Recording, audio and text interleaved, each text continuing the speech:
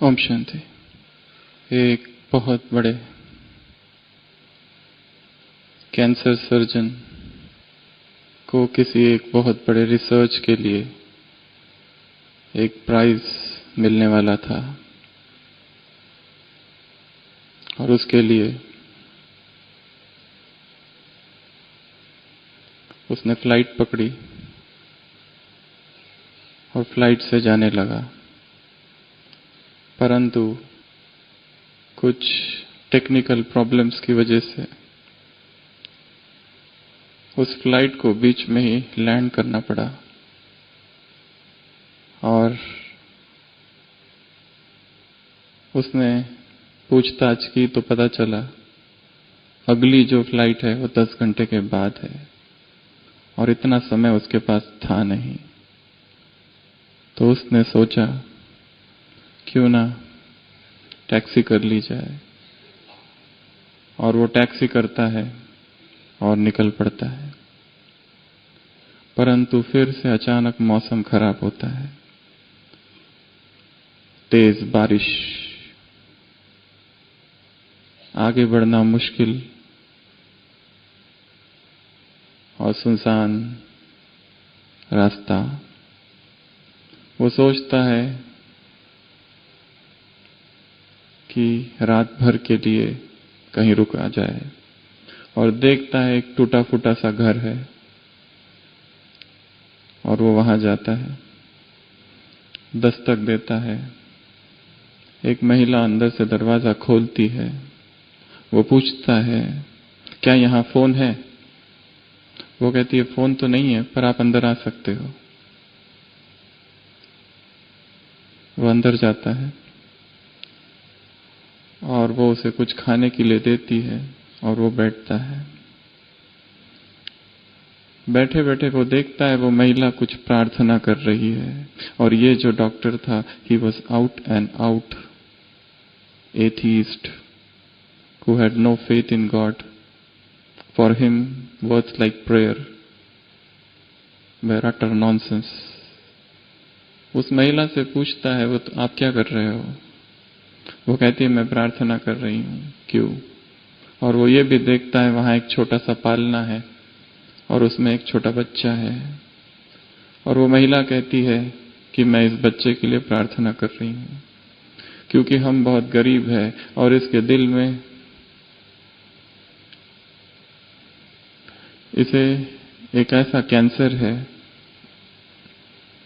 कि जो केवल, वो कहती है एक डॉक्टर है जिसका नाम है श्रीनिवास, केवल वही ठीक कर सकता है।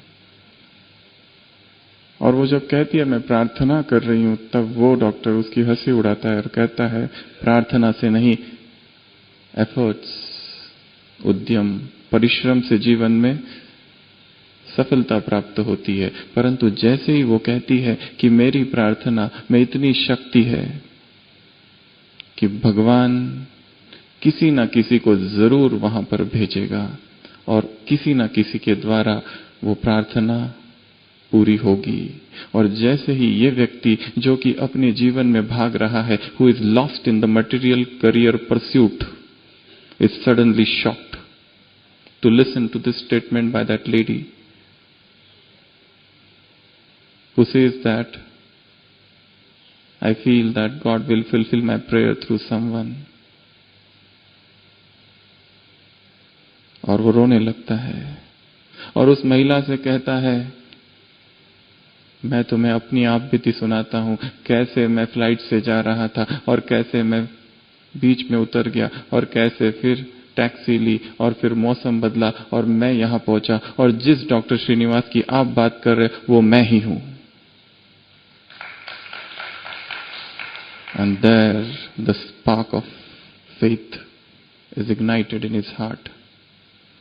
और उसको समझ में आता है पहली बार कहां मैं भाग रहा हूं, किस और मैं भाग रहा हूं, किस और मैं जा रहा हूं इस अंधी दौड़ में। और उस बच्चे का ऑपरेशन होता है और वो ठीक होता है। जैसे वो डॉक्टर उस घर पहुंचा और वहां उसकी जागृति हुई। उसी तरह जिस स्थान पर आप सभी आए हैं, ये कोई साधारण स्थान नहीं। गर फिरदौस बर रूह जमी अस्त, हमी अस्तो हमी अस्तो हमी अस्तो हमी अस्तो। अमीर खुसरो ने कभी कश्मीर के लिए लिखा था, इस धरा पर, इस धरती पर यदि कोई जन्नत है, if at all there is heaven on earth, it is this, it is this, it is this. ये वाक्य हम कहेंगे, यदि इस धरा पर कोई जन्नत है तो वो ये है जहां इस समय आप बैठे हैं। गर फिरदौस बर रूए जमी अस्त, हमी अस्तु हमी अस्तु हमी अस्तु। क्योंकि जिस स्थान पर आप आए हैं, ये स्थान बहुत स्पेशल, अहम है। ये वो स्थान है जहां आते ही मन शांत हो जाता है, स्थिर हो जाता है। This is that place, the moment you enter into this arena, into this spiritual magnetic field, the mind undergoes a spiritual metamorphosis because of the divine vibrations here, because of the atmosphere that prevails here has a spark of spirituality. This is in fact the ocean of positivity. We have seen thousands of people coming here with different attitudes, rather sometimes with opposing attitudes, with an absolute critical mind, and the moment they enter this place and the moment they land up in this place, they undergo utter transformation. Why? जरूर इस भूमि पर कुछ तो है कि यहां आते ही चेतना जाग जाती है, और वो जो शक्ति है जो यहां है, that is the power of purity. तो जैसे उस डॉक्टर श्रीनिवास का दिखाया, जागृत हो गई आत्मा, कहां भाग रहा था जीवन में और कहां आ गया, नियति ने कहां पहुंचा दिया, और अवेकनिंग ऑफ द कॉन्शियसनेस। उसी तरह this is not merely a conference. This is not merely a congress where you have come to attend some lectures. This is rather a retreat. This is rather a furnace where the immature bricks become mature. This is rather the place where there is an awakening and enlightenment of the consciousness. ये वो स्थान है जहां आते ही आत्मा जाग जाती है, और हजारों और लाखों आत्माओं के लिए यहां आना ही जीवन का टर्निंग पॉइंट रहा है। ऐसे स्थान पर आप सब यहां बैठे हैं। वर्तमान जो जीवन है, especially a doctor's life. If you look at this life of a doctor as a detached observer, you will find that those who are healers, those who are clinicians, and those who are physicians, and those who are caretaker of the health of the humanity, they themselves are somewhere suffering from something. वही कहीं ना कहीं रुग्ण है। तो आज की इस क्लास में हम ऐसी कुछ गहरी बातों की चर्चा करेंगे। शरीर की बीमारी और शरीर के रोग और उनका इलाज आप बहुत अच्छे से जानते हैं, और हम सब दिन रात इसी में लगे हैं। पर आज हम कुछ ऐसी हीलिंग की चर्चा करेंगे जो बहुत सूक्ष्म है, और जो हीलिंग केवल शरीर की नहीं, मन की है, चेतना की है। आज सारे दिन भर आपने बहुत सी बातें सुनी होगी, और एक बात, यहां जो कुछ सुनाया जा रहा है वो केवल सुनना नहीं है, परंतु बीच बीच में अपने ही अंतर मन में जाकर उन बातों का गहराई से अनुभव करना है। It is not that the words that you listen, it's not from the words that you are learning, but there are pauses, but there are silence in the speeches, in between the two sentences, and those silence moments, that is the place where you learn. वाक्य वाक्य के बीच जो मौन है, शायद वही मौन बहुत कुछ सिखाता है, शब्द कम। ऐसी 10 बातें हैं, या कहेंगे 10 रोग, जिनकी ज्यादा चर्चा हम नहीं करेंगे, केवल गिना रहे हैं, जिससे वर्तमान समय इस विश्व का हर एक चिकित्सक ग्रसित है। सबसे पहला स्ट्रेस। डॉक्टर का जो जीवन है बहुत स्ट्रेसफुल जीवन है।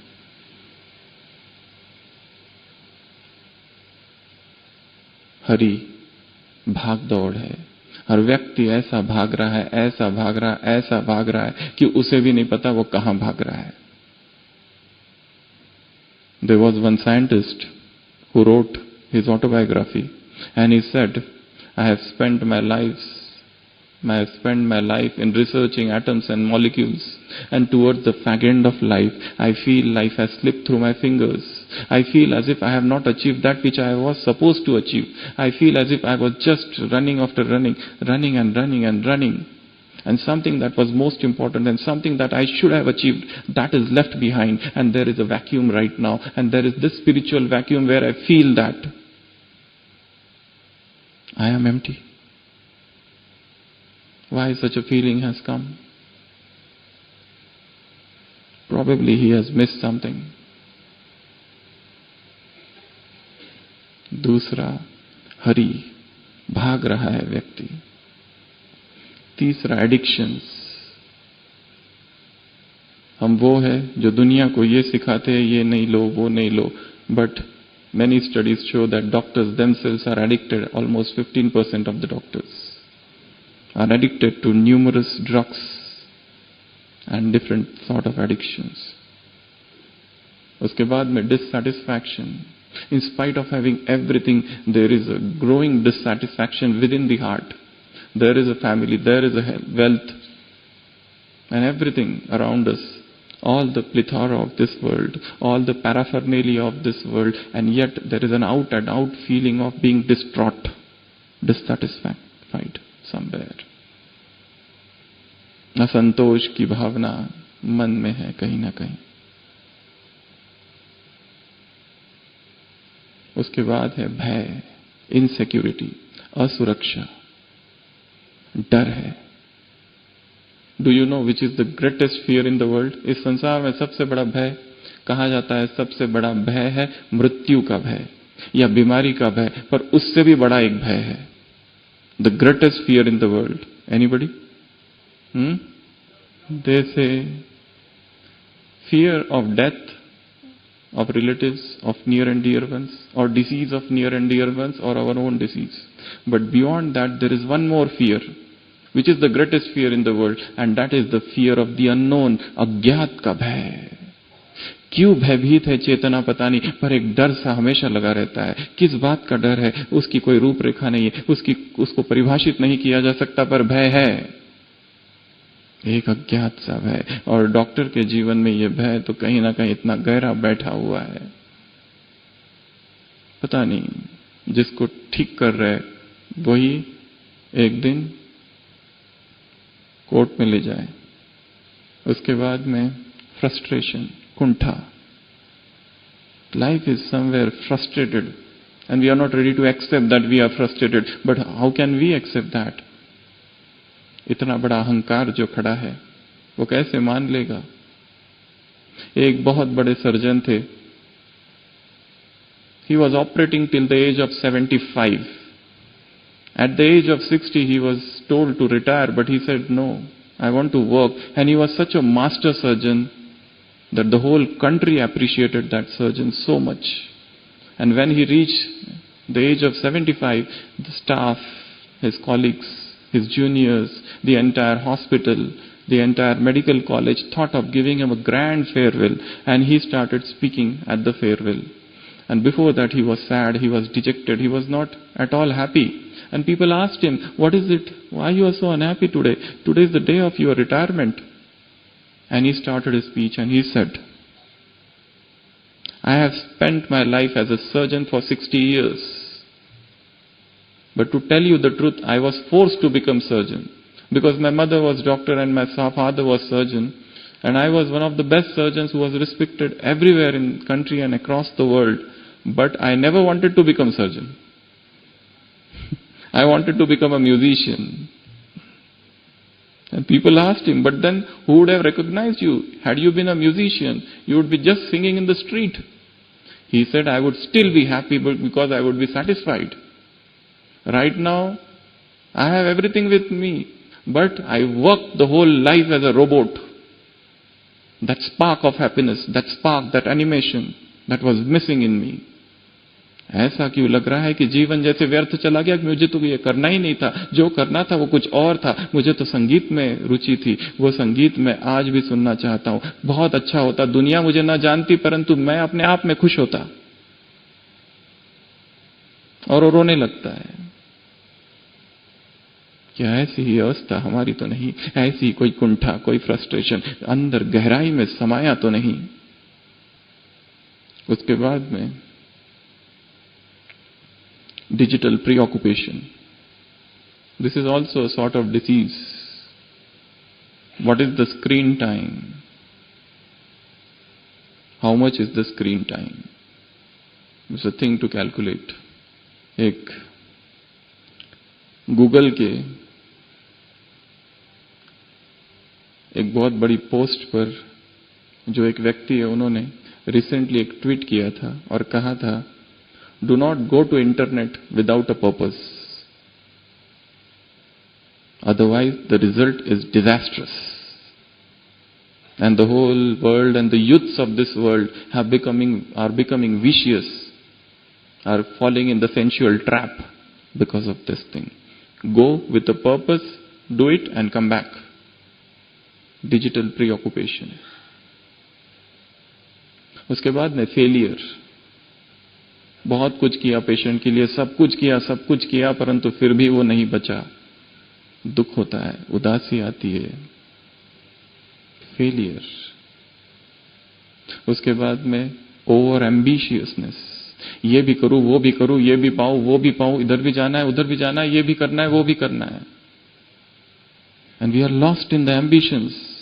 It is said, a religious mind is a non-ambitious mind. It doesn't mean that you stop growing. It doesn't mean that you stop learning. It doesn't mean that you stop pursuing the medical career. But this madness, this insanity is somewhere stopping us from becoming a peaceful person. The growing restlessness within. And last, work overload. These are the 10, I will say, diseases of doctors. Diseases. Our today's topic is physician, O clinician, O surgeon, O doctor, O healer, heal thyself. This is a very oft quoted phrase. And they say that it means, it rather should mean, know thyself. क्या हम करें जिससे healing हो जाए?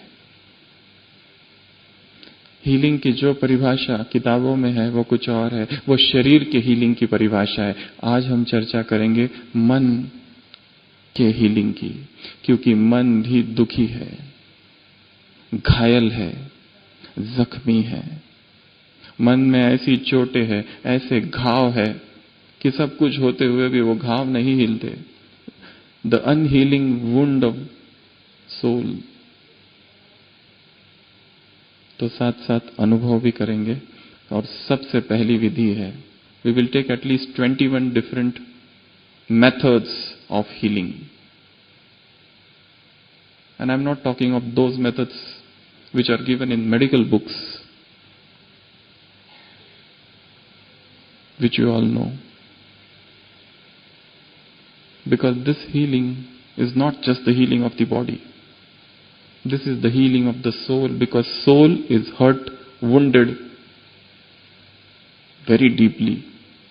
किसने hurt किया है? शायद किसी ने अपमान किया था बहुत पहले, अब तक भूला नहीं है। शायद किसी ने आरोप लगाया था, अब तक भूला नहीं है। शायद किसी ने निंदा की थी, विरोध किया था।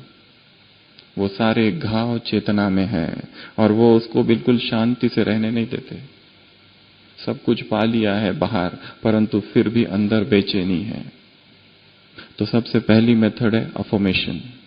अफर्मेशन अर्थात आत्म सुझाव। अपने आप से बातें करना।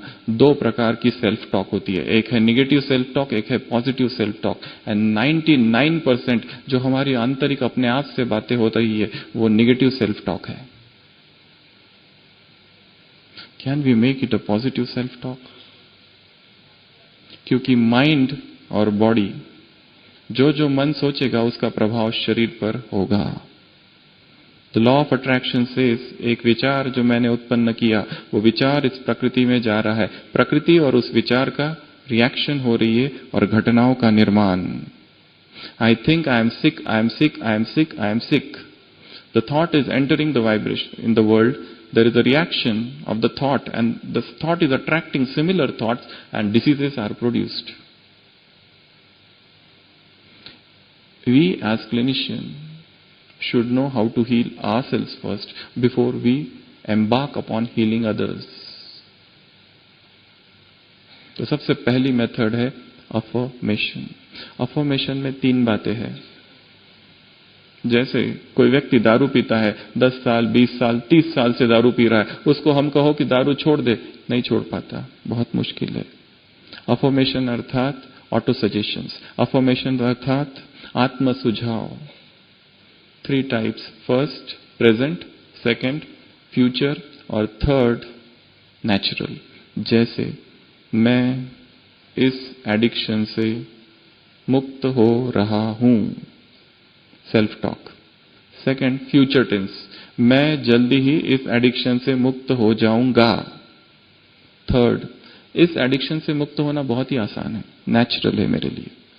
This is the 3 ways where you can win over any habit which you feel has become an addiction and which is not leaving you in spite of doing everything. That could be one thing like self-victimization. I feel I am responsible for all the bad things that have happened, and that is known as self-victimization. या फिर blame game, blame culture. So the first method is affirmation, positive affirmations, positive thoughts create करने हैं। यहाँ आपने देखा होगा सुबह दिनचर्या कितने बजे चालू होती है? एकदम सुबह, प्रातः स्मरामि। Look at the powerful atmosphere you get in the morning. Abu की इस हसीन वादियों में, यहाँ बारिश है, चारों ओर हरियाली है। ऐसे वायुमंडल में सुबह सुबह उठना, अपने आप को जागृत करना, पहले शरीर को जगाना और फिर आत्मा को जगाना। इस शरीर और शरीर की दुनिया से परे निकल जाना एक बहुत बड़ा अनुभव है। और ऐसी सुबह सुबह स्वयं का अनुभव करना है, अपने जीवन को देखना है। तो सबसे पहले अफर्मेशन। दूसरा है बिलीफ, अपने आप में विश्वास, अपने आप में विश्वास। और तीसरा है क्रिएटिव विजुअलाइजेशन, मन की आंखों से देखना। ये 3 चीजें। सभी अलर्ट होके बैठेंगे, डायरी पेन पेंसिल सब कुछ नीचे। एक पिक्चर बनाएंगे, जैसे जैसे हम बोलते जाएंगे उसमें स्थिर होंगे।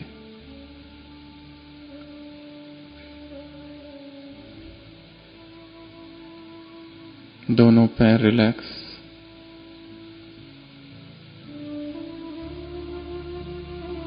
मन शांत।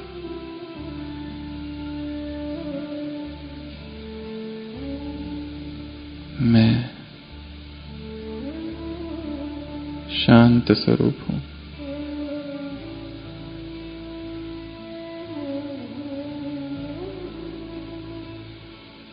मन का सारा बोझ समाप्त, संपूर्ण हल्कापन।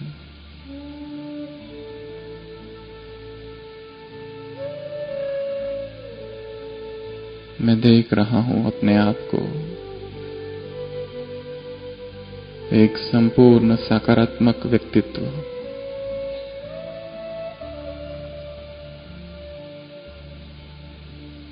संपूर्ण स्वस्थ, निरोगी, जिसके मन में संपूर्ण पवित्रता है, निर्विकारिता है, अपने कर्म में कुशल,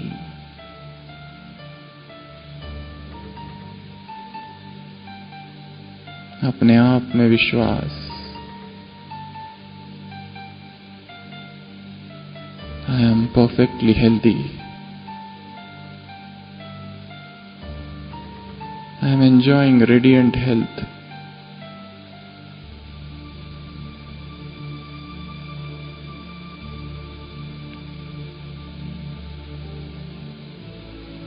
My mind is free from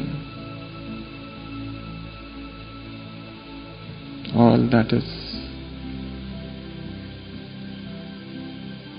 unhealthy, harmful,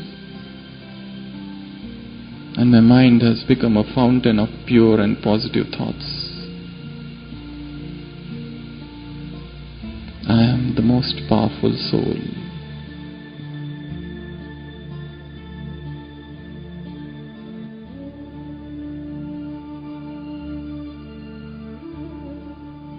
The more calm I become, the more powerful I am.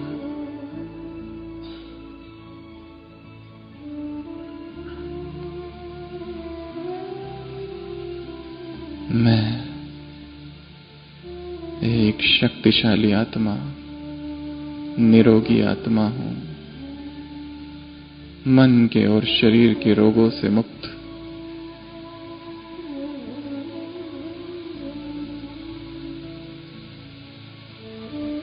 आत्मविश्वास से संपन्न,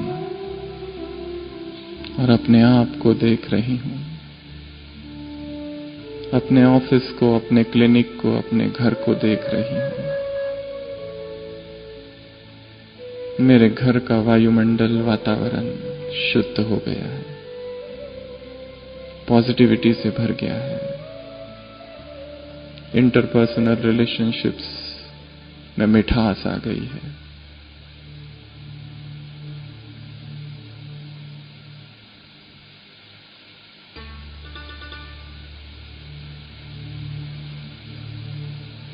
एक चित्र,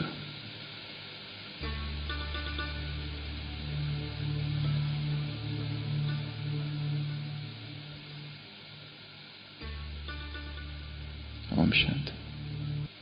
अफर्मेशन की एक लिस्ट बनानी है।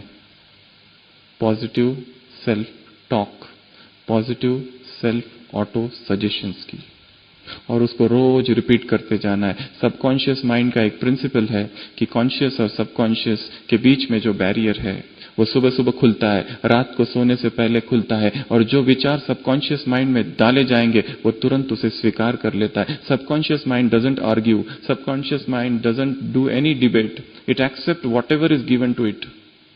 You put whatever that you want, and gradually that thought will work as a seed, and a sapling and a plant and a tree would one day grow, and we become that what we think. The first step, affirmations. Second step, belief, very strong belief. I can do it. चाहे कुछ भी हो जाए मैं कर सकता हूं, चाहे कितनी ही बाधाएं क्यों ना आए। कल रात चंद्रायन 2 संपर्क टूटा पर संकल्प नहीं।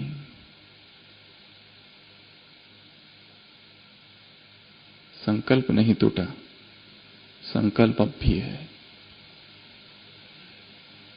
संपर्क भले टूट गया, फेल हो गया, परंतु संकल्प अब भी शक्तिशाली है। तीसरा बताया क्रिएटिव विजुअलाइजेशन।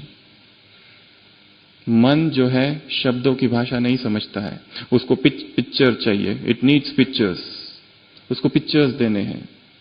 हमारे कॉलेज के डीन थे doctor Aichit. When I entered medical college and it was my first year, it was his last day in the medical college and he was giving his farewell speech, and he said, when I entered this medical college way back in 1960s, I thought of one thing. I had a fear of ragging. I used to see everywhere and run away.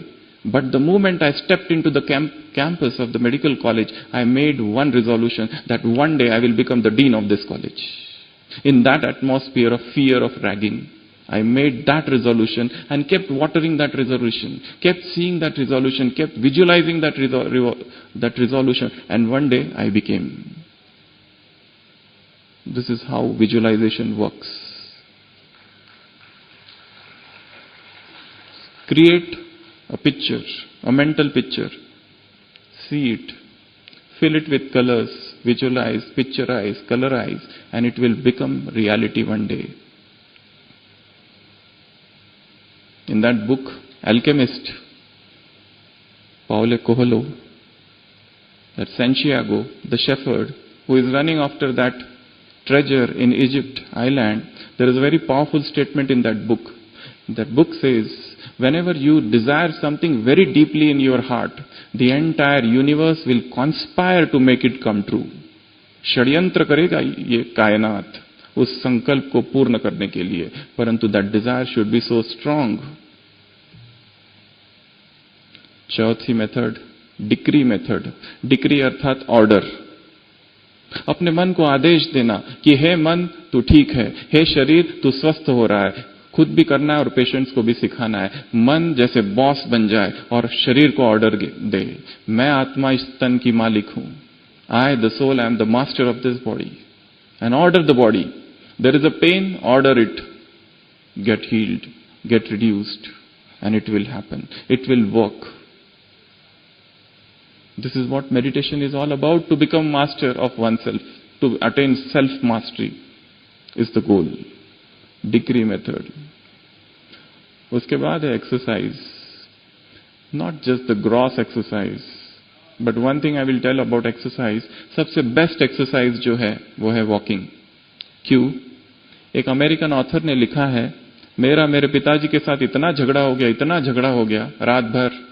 सुबह सुबह मैंने कहा अब मैं नहीं रहूंगा यहाँ, I am going, and he left. अब जाने के बाद पता चला पैसे ही नहीं है.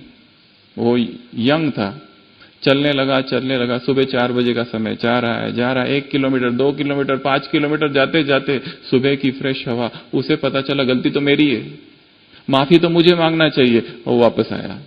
This is narrated in the benefits of walking. Early morning, when you walk, your mind becomes fresh. So best exercise is walking, but there are certain spiritual exercises also. Mental drill, physical drill, spiritual drills, which you will learn gradually. How to get detached from the body. इस शरीर से कैसे अलग हो जाए, कैसे इस शरीर से ऊपर उठ जाओ, फिर आना, फिर जाना, फिर आना. ये जो ग्रॉस बॉडी कॉन्शियसनेस है, इससे कैसे ऊपर उठे और अनुभव करे उस अपने दिव्य स्वरूप का. न च भाति भूत संगम. I am not just this body, but I am something else. तत्वमसि, I am that which is highest. Next method है हीलिंग की, फॉरगेट एंड फॉरगिव. क्या करना है? Forget and forgive. हमारे पास एक पेशेंट आती थी. She was a case of depression, this big file. There was hardly any psychiatrist whom she had not visited. She was staying somewhere abroad, And whichever country she used to visit, she used to take treatment from new psychiatrist every time. When she came to us, I was just shocked to see the list of antidepressants and things she was taking. So some spiritual counseling sessions were done, and it was found out that 30 years back she used to love one man, and she had a sister, but her sister married that man. But she used to love her sister also too much, so she did not say anything. But that revenge for her sister remained in her. And later on, this sister joined Brahmakumaris. And she forgot that event. But somewhere deep in her heart, that feeling of revenge persisted. That my sister snatched someone whom I loved. उसने छीन लिया है. Here, then she practiced a new thing every morning, Amrit Vela. Forgive your sister. मेरी बहन ने जो कुछ किया, जैसा कुछ किया, वो भाग्य था, whatever, drama. Forgive. और तब कहीं जाके उस डिप्रेशन से she came out. तो फिर से अलर्ट होके बैठेंगे और अपनी आंखों के सामने वो सारे लोगों को लाएंगे जिन्होंने हमको बहुत दुख दिया, धोखा दिया. Those who accused us, maligned us, criticized us, cast aspersions on us, बहुत दुख दिया, कटु शब्द बोले, सब कुछ किया हमारे साथ, जीना हैरान कर दिया, हमारा परेशान कर दिया, हमको टॉर्चर किया मेंटली, इमोशनली. वो जो सारे लोग हैं, जब तक उनके प्रति हमारे मन में घृणा, नफरत है, we cannot be peaceful in life. And the healing will take place only when we forgive them unconditionally. One.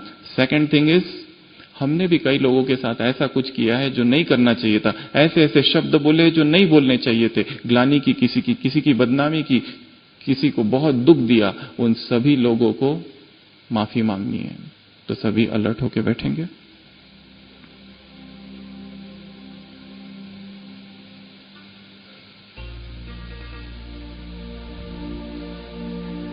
मेरी आंखों के सामने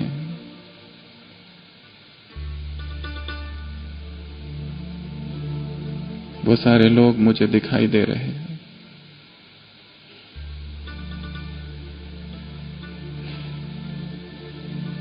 जिनको मैंने बहुत सताया या दुख दिया.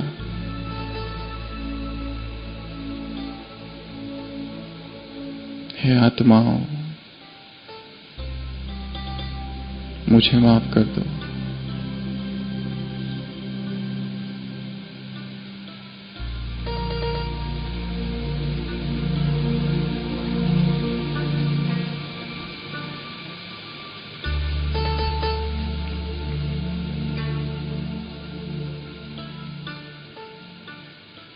मैं उन लोगों को देख रहा हूं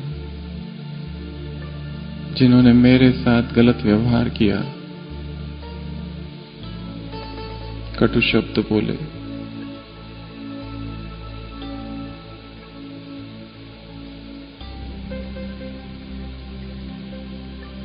आज इस पवित्र वायुमंडल में मैं उन सबको माफ करता हूं.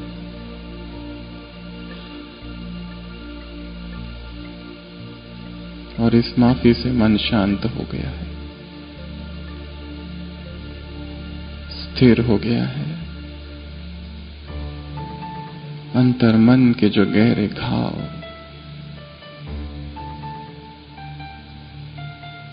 हील हो रहे हैं. The divine process of healing is starting. The mind is becoming peaceful again. I am getting rid of all those hatred,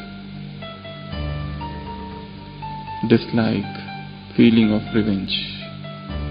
And mind is becoming loveful, peaceful, merciful. It's not for their sake, but for my own sake. I seek pardon and I ask for pardon. Let me heal myself. Let me begin this divine process of healing.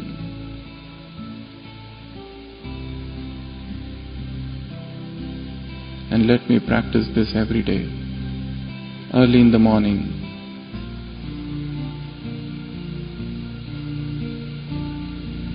And I feel my mind is becoming light.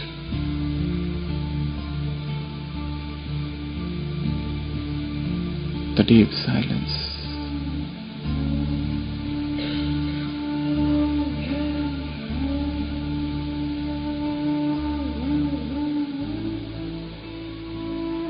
Om Shanti. अगला है gratitude. The next step of healing is gratitude. Express thankfulness. धन्यवाद. जिसने हमारी मदद की, थोड़ी भी मदद की, सबका धन्यवाद. You came here. Thanks to those sisters who brought you here. Thanks to those people who are managing this campus. Thanks to God who brought us here. Thanks for everything to everyone of this world.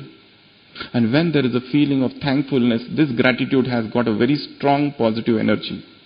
The moment you say thank you, the feelings, the butterflies are there in the heart. So create thankfulness rather than becoming a complaint box. Things are not this, things are not this, here it is not there, here it is not there. Create that feeling of thankfulness for everything, every creature of this planet Earth. And the life will change. The change starts with me, not with others. When I change, the world change. So gratitude. Then उसके बाद है habits. New habits. यहाँ आप जब तक है 1-2 दिन अगले ऐसी कुछ आदतें यहाँ से सीख कर जानी है. Move across the campus. यहाँ पे जो लोग हैं, कोई किचन में है, कोई कुछ कर रहा है, कोई कुछ कर रहा है, इतने सारे डिपार्टमेंट्स है, अलग अलग लोगों से जाके मिलो, देखो उनको, तो पता चले कि कुछ तो नया सीखने को है. And I would love to have you 2 habits from here. One is getting early in the morning and second spiritual literature study. Take some literature and out of your hectic lifestyle, take out some time, go in silence and sit and read every day some spiritual literature or listen. Let new thoughts enter the heart, mind, soul. जो lectures यहाँ हो रहे हैं, it is not just one day game. Listen it again and again and again till it sink in, till it goes inside, till it penetrates the cortex and the grey matter. Habits. And then intentions.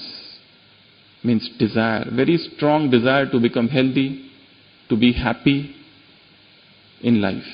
जितनी strong ये desire होगी, उतना you will progress fast in life. The strong desire to know, to achieve God. You know, when I finished my MBBS, after MBBS, all the students went home. There was holiday. I did not. Because I was mad in search of God.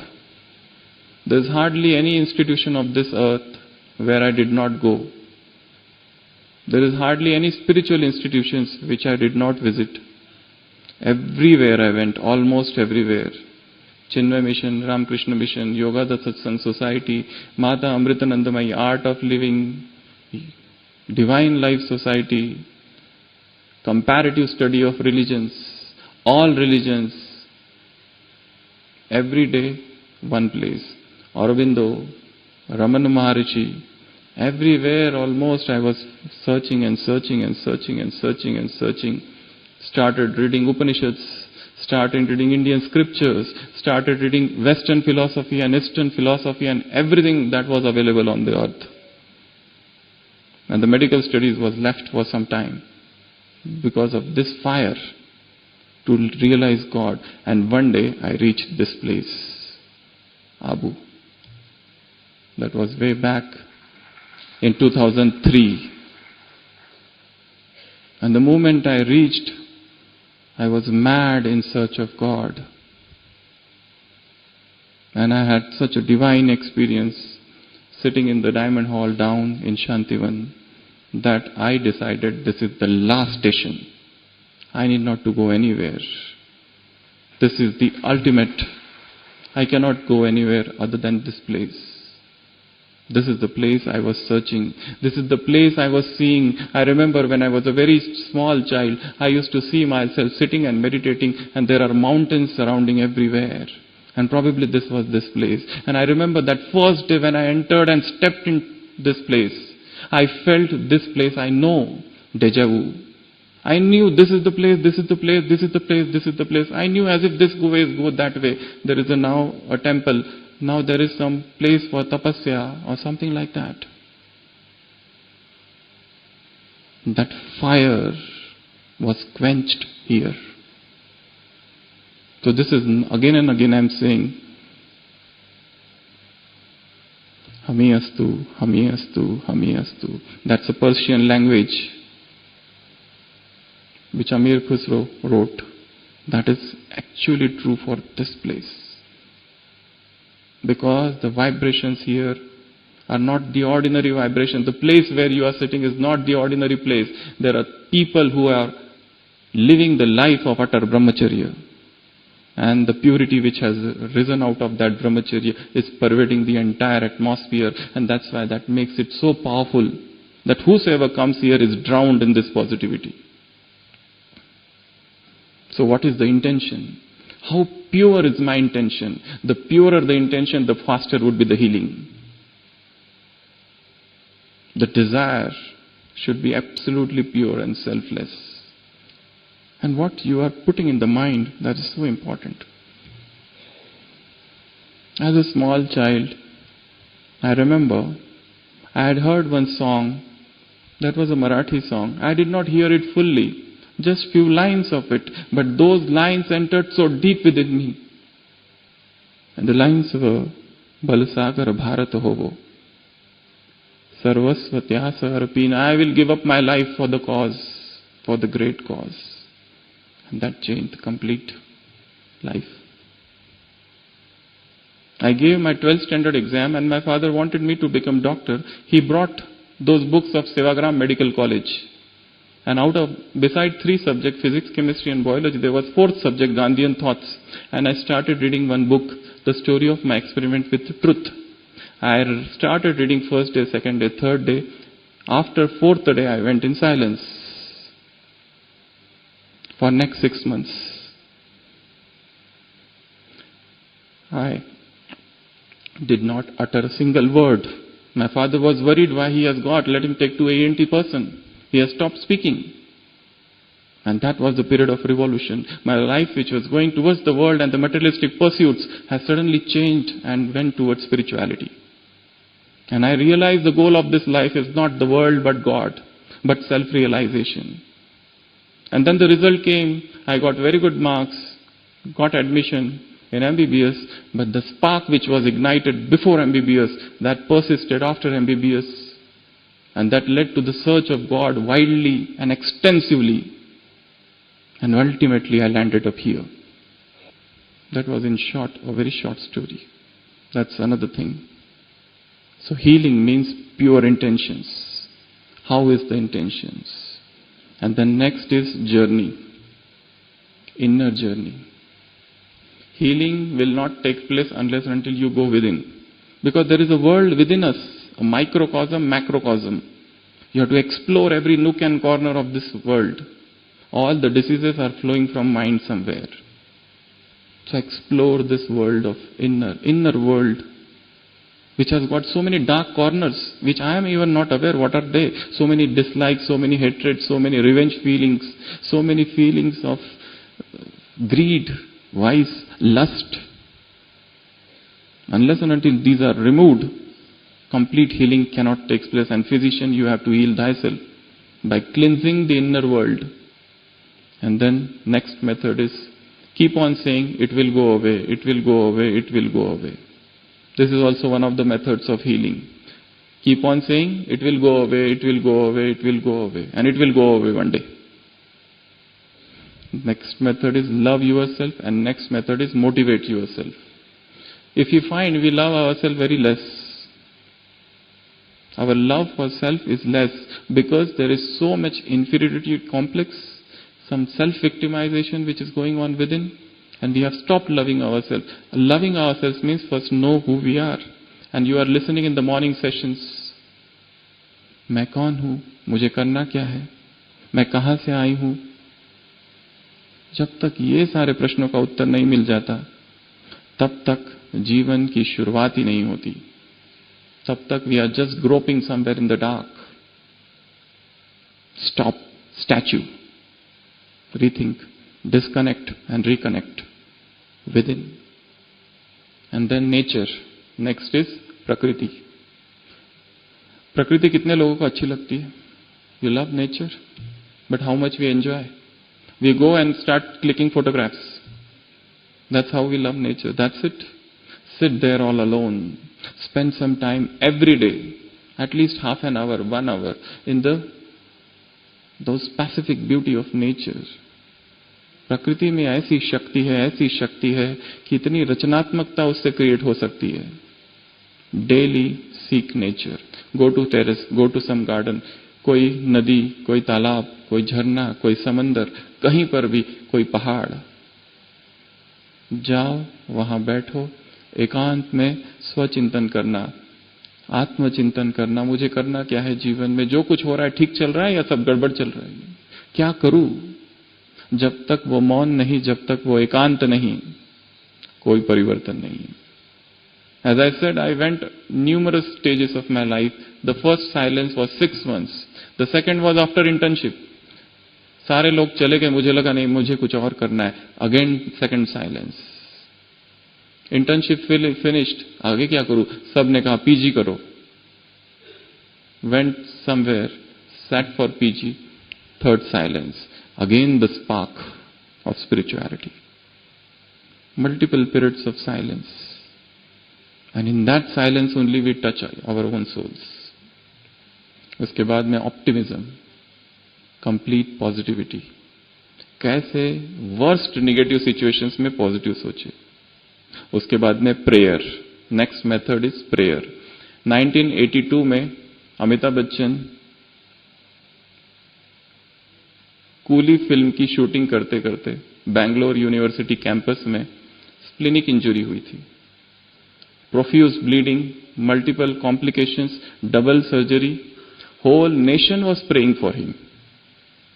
Prayer is known as scientific prayer. Has got a power of healing.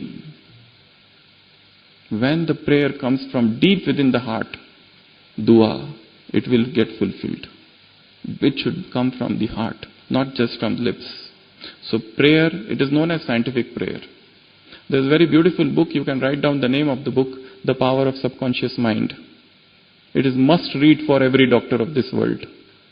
The Power of Subconscious Mind by Dr. Joseph Murphy. Last, quit a habit, a bad habit. यहां आए हैं, एक last बात आपको बतानी है. यहां से जाते समय एक ऐसी आदत छोड़ के जाना है जो बहुत समय से पीछा कर रही है. उसको यहीं छोड़ के जाना है. लास्ट उदाहरण, यहां पर कुछ समय पहले एक कॉन्फ्रेंस हुई थी. पुलिस कमिश्नर आए थे, पर उनको लाते समय वो बहन से उन्होंने कहा कि मैं आऊंगा but I will not stop smoking. उस कैंपस में मुझे स्मोकिंग करना है. तो बहन ने कहा ठीक है, जब भी आपको इच्छा हुई स्मोकिंग करने की मुझे बताना, मैं कैंपस के बाहर ले जाऊंगी, वहां स्मोक करना और अंदर आना.